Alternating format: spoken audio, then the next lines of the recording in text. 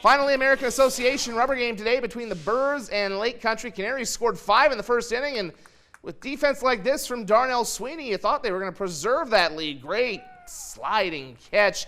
However, things would begin to unravel in the 6th inning. Demetrius Sims unloads on a 2-run home run over the scoreboard. That makes it 5-4. You can see how dark it's starting to get at that point.